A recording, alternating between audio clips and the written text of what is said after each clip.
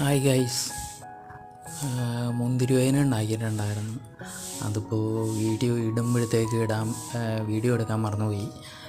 ഇപ്പോൾ ഇട്ടിട്ടുണ്ട്. 10 ദിവസമായി. 10 ദിവസം കഴിഞ്ഞ് എടുത്ത വീഡിയോ ആണിത്.